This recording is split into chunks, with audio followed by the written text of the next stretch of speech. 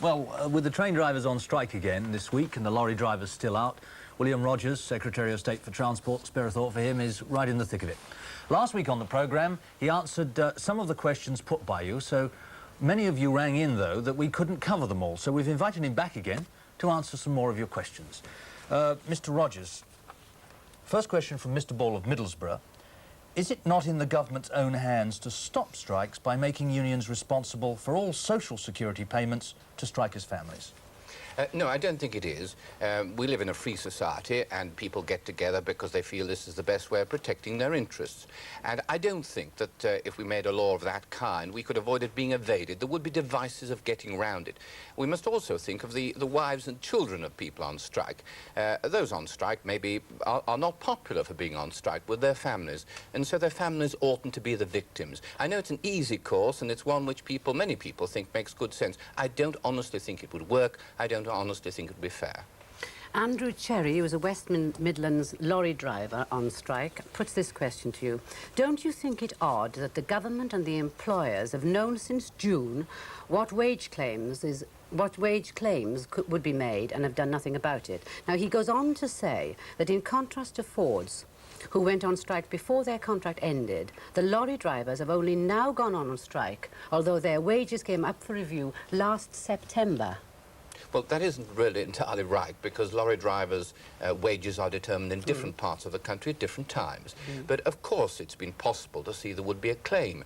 But the argument now is not about the legitimacy of making some wage claim, and not even about the legitimacy of 15%. 15%, a great deal more money than many people are getting or have settled for.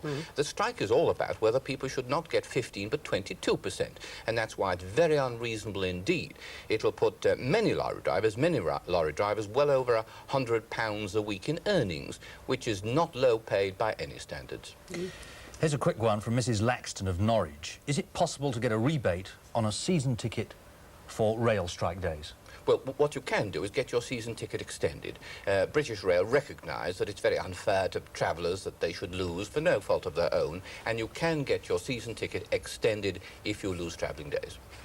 Mr. Hartford, a Greenford driver, he says, why are the drivers paid so little and have to do such long hours when they are so essential to the economy of the country? Now, this man maintains that he earns little over £1 an hour. Well, it depends on who we're talking about. I'm sure there are some lorry drivers who aren't paid very much.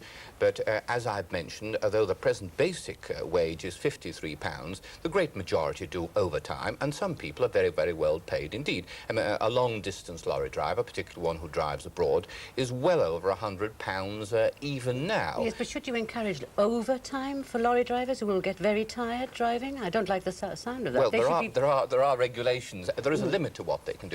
But in fact, we are reducing the number of hours they can drive for safety reasons. But it's still possible to drive very safely considerable hours. And of course, it's not only driving time. A driver may be working in the warehouse or working around the factory preparing his lorry. It isn't all driving time for which most drivers are paid. Here's one from a lorry driver's wife, Mrs. Scat of Bradford. Her husband's on strike, says, self-employed haulage men are not allowed to draw social security. My husband doesn't want to be on strike because there's no money coming in. Self-employed union members are locked out of meetings, although their union cards are fully paid up. Now, are you aware that that's going on, that self-employed men aren't getting a fair hearing at union meetings? Well, I'm very puzzled by two things. I mean, if you're a self-employed lorry driver, I don't know why you can't drive. I mean, if you're driving your own vehicle, running your own business, there's no reason at all why you should be involved in the dispute. Intimidation by pickets, perhaps? Well, I don't know. And as the Prime Minister's made plain, we've got to face up to pickets. Of course, blacklegging is something which is unpopular, and I wouldn't support that. But there are circumstances where people should be legitimately at work, and they are entitled to be at work, and they have the law's protection, and in those circumstances they should be at work. But the other point, and I think this is very important, trade unions are free associations of work people, and if this particular driver feels very hardly dealt with, he's got redress through his own union, and I would be complaining very strongly indeed, not only to those who he says are preventing him attending meetings, but right to the headquarters and to the regional secretary of the union too. He should have redress, and I've got a great deal of sympathy for him if what he says is true.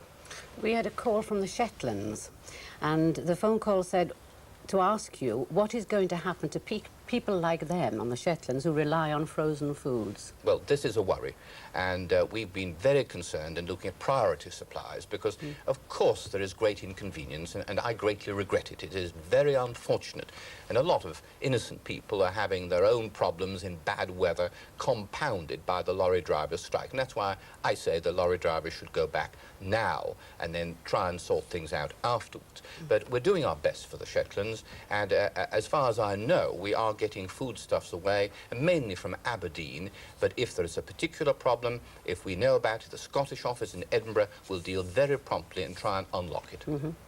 There's one here from Mr. Jones of Hertfordshire. What does the Minister think about ordinary men and women taking the law into their own hands and forcibly removing pickets, because it may happen? Well, I don't think very much of it, honestly. We can't have a breakdown of law and order. If we all did it that way, our society would break up. But let me make this absolutely plain. The law regarding picketing is clear.